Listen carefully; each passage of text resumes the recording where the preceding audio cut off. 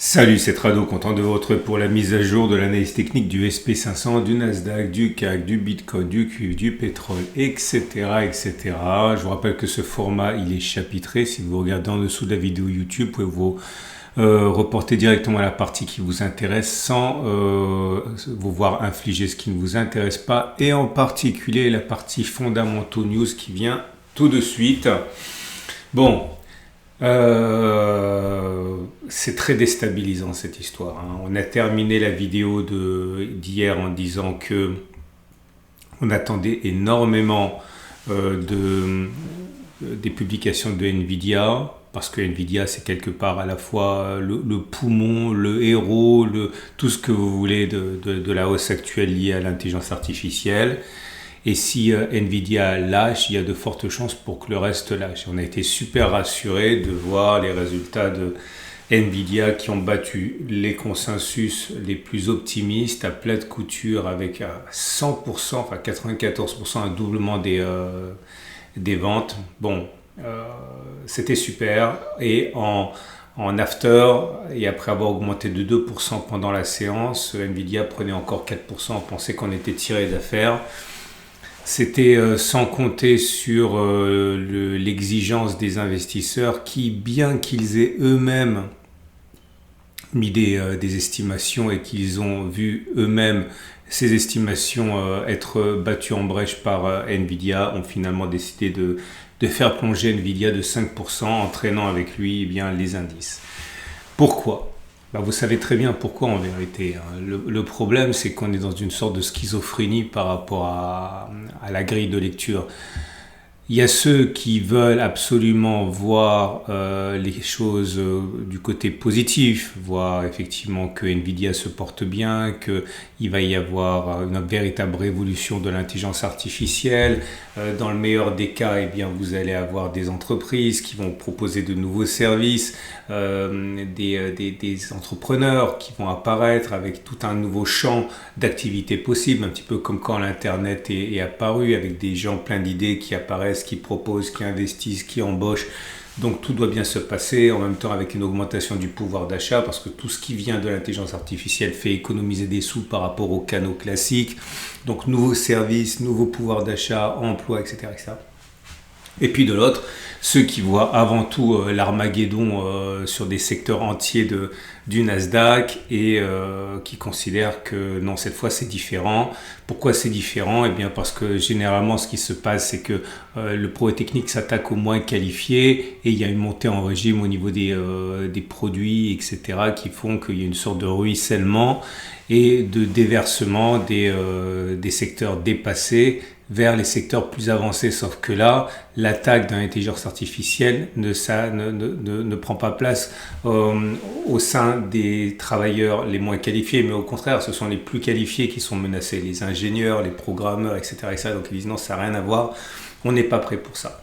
Et les résultats de Nvidia, dans un premier temps, ont rassuré, mais finalement n'ont pas rassuré du tout, parce que certains ont vu derrière le succès de Nvidia le fait que les investissements des entreprises étaient vraiment très importants, le fameux CAPEX, les investissements en capital, et ça rajoute une couche de complexité et de difficulté, puisque finalement non seulement il va y avoir cette espèce d'Armageddon sur des milliers d'entreprises menacées par l'intelligence artificielle, mais aussi, même celles qui ne sont pas menacées par l'intelligence artificielle, voient leurs coûts exploser, notamment en ayant recours à des entreprises comme Nvidia, sans être sûr que derrière ils pourront vendre plus.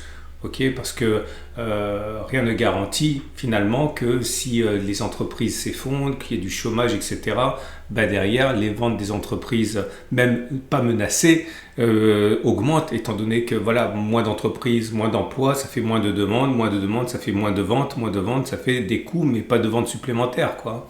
Il y a des news et des rumeurs qui se sont entremêlées pour apporter encore de la suspicion par rapport à la situation actuelle. Alors, désolé pour le bruit, c'est le voisin qui passe la tondeuse. Et vous avez sans doute entendu parler dans les actualités de la crise du private credit. Bon, de quoi s'agit-il? C'est important, mais encore une fois, c'est le genre de thématique qu'on monte en mayonnaise et qui, pour l'instant, n'est pas écrit à l'avance. Mais voilà l'idée. Si vous voulez, pour emprunter de l'argent, pour investir, justement, on parle toujours de la même chose, hein. On peut recourir au service d'un intermédiaire bancaire traditionnel, clair, une banque. On peut également faire appel au crédit privé. Alors, ce sont des boîtes qui vont faire des crédits plus risqués, mais qui vont demander également une rémunération importante, hein. Donc là où vous allez payer un certain taux avec votre banque traditionnelle, eh bien, ces boîtes de crédit privé vont vous demander 7, 8, 9, 10, 11, 12%. Mais bon, vous n'avez pas trop le choix si vous voulez emprunter de l'argent. Et le problème, c'est que beaucoup de boîtes de crédit privé ont notamment prêté de l'argent à ces fameux secteurs qui sont menacés par l'intelligence artificielle, donc notamment le SaaS, hein, donc Software as a Service, donc toutes ces boîtes qui fabriquent des logiciels et qui les louent et qui sont directement menacés par l'intelligence artificielle ont emprunté beaucoup d'argent, et on se demande si ces mêmes boîtes vont pouvoir rembourser les dettes qu'ils ont contractées auprès du service de crédit privé. Et si ce n'est pas le cas, eh bien, vous risquez d'avoir un effet domino un petit peu comme en 2008. C'est ce que disent des analystes. C'est-à-dire que en 2008, si vous étiez déjà là, vous savez, tout a commencé par des banques régionales, puis la contagion s'est faite à des acteurs majeurs jusqu'à Bear Stearns, etc. et à Lehman Brothers.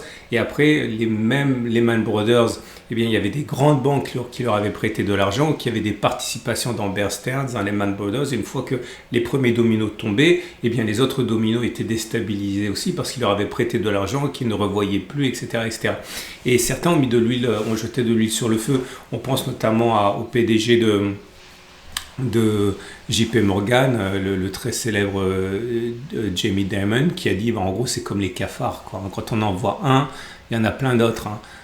Et le problème, c'est qu'il y a des boîtes de crédit privé qui ont des difficultés, qui ont été obligées de mettre dans leur compte des provisions pour non-remboursement, etc.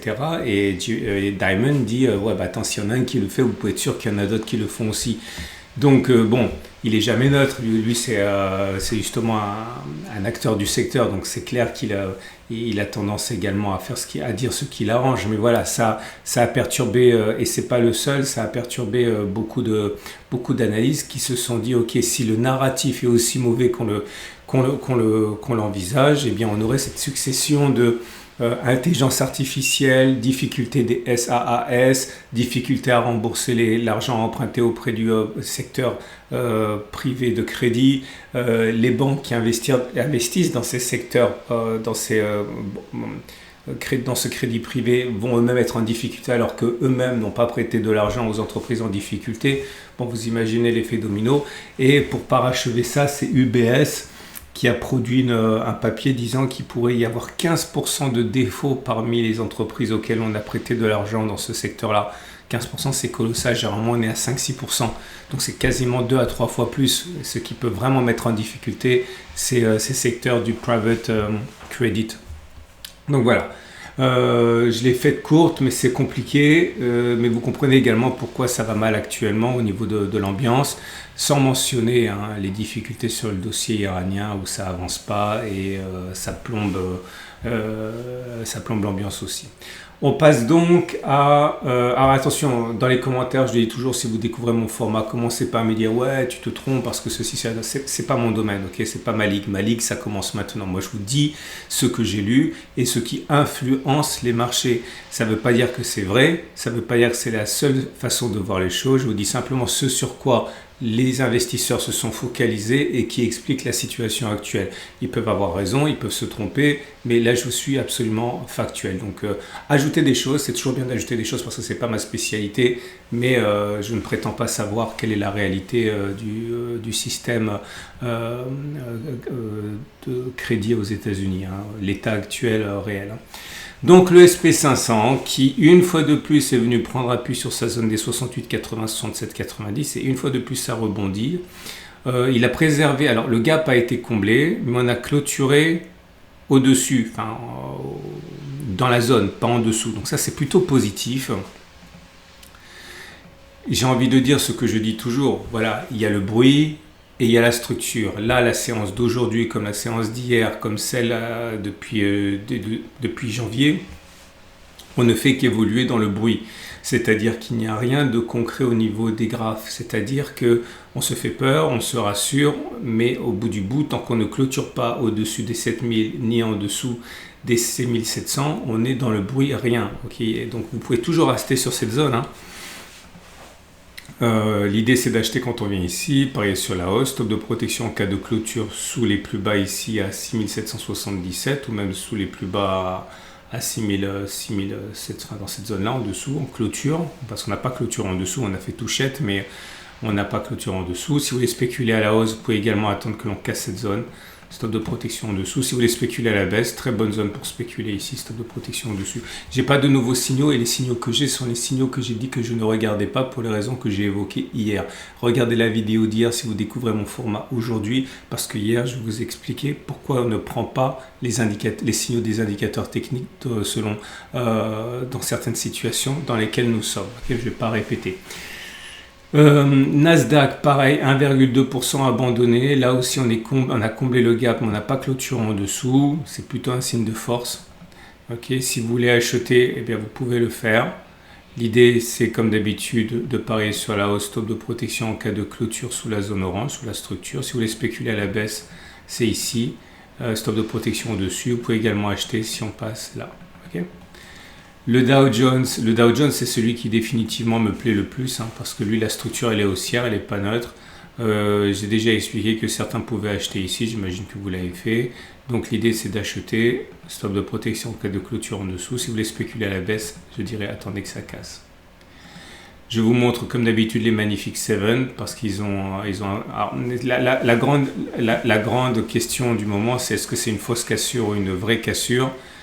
Personne ne peut le savoir. La question n'était pas très franche. Ce qui est sûr, c'est que vous pouvez parier sur la fausse cassure, c'est-à-dire que la tendance serait toujours haussière, stop de protection en cas de clôture en dessous de cette zone. Vous pouvez également parier sur une vraie cassure, parce que qu'on le veuille ou pas, ça a été cassé. C'est simplement que c'est pas franc. Donc on peut spéculer à la baisse ici, dès maintenant. Stop de protection, je dirais là. Ok, ce serait classique.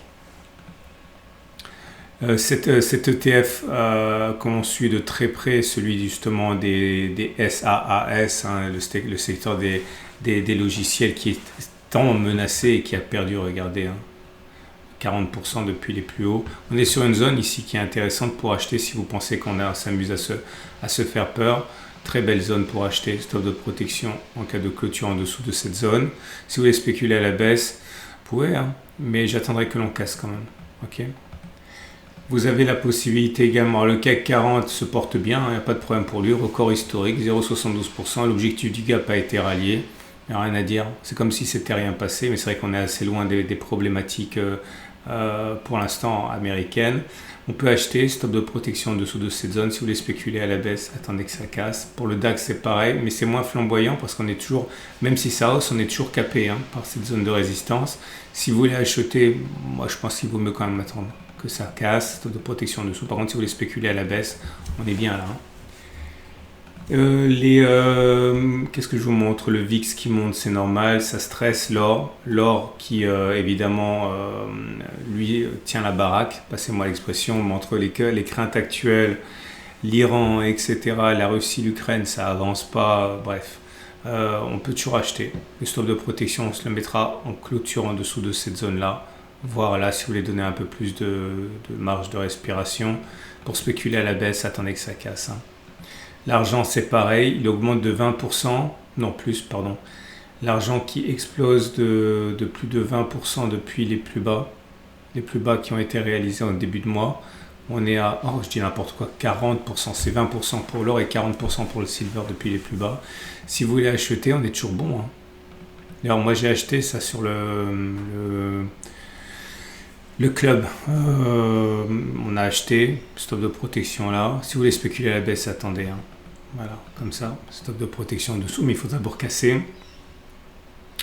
Le cuivre qui va bien aussi, mais toujours avec la question, est-ce que c'est une fausse cassure ou une vraie cassure? Difficile de savoir, c'est des cas limites, hein. Parfois c'est plus compliqué.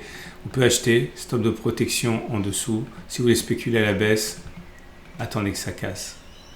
Ou alors même vous pouvez spéculer à la baisse maintenant en considérant que c'est une vraie cassure. Le pétrole, grande variation, grande volatilité selon les news. Moi, je suis plutôt favorable, hein, d'ailleurs, dans le cadre du club, je suis haussier sur ça. Je pense qu'on peut acheter stop de protection en cas de stop large, stop moyen. Maintenant, on peut même le mettre là, stop serré. Si vous voulez spéculer à la baisse, allez-y, stop de protection au-dessus. Le Nikkei, impeccable le Nikkei, regardez ça. Comme si de rien n'était, depuis que Madame Takaichi a mis deux doves, deux colombes à la tête de la banque du Japon, c'est la fête. Acheter on peut, stop de protection ici en dessous. On peut spéculer à la baisse aussi, il faut attendre que ça casse la structure. Bitcoin et Ethereum qui ont fait très belle séance avant-hier, mais moins belle séance hier. Je pense que ça s'achète, hein. Stop de protection en cas de clôture en dessous de cette zone. Si vous voulez spéculer à la baisse, j'attendrai que l'on repasse en dessous avec un stop de protection ici. Et l'Ethereum, c'est pareil. Très belle séance, 11% je crois, avant-hier, mais beaucoup plus médiocre hier. Acheter, c'est possible. Stop de protection en cas de clôture en dessous. Si vous voulez spéculer à la baisse, attendez que ça casse, je dirais. Voilà, on a fait le tour. N'hésitez pas à partager votre avis sur ce qui se passe actuellement, si vous êtes plutôt inquiet, pas inquiet, si vous êtes à la hausse, à la baisse. Vous êtes tous dans le même bateau et moi aussi, on ne sait pas ce qui va se passer. Donc partagez, ça fait toujours plaisir à ceux qui lisent votre opinion. À demain pour la mise à jour.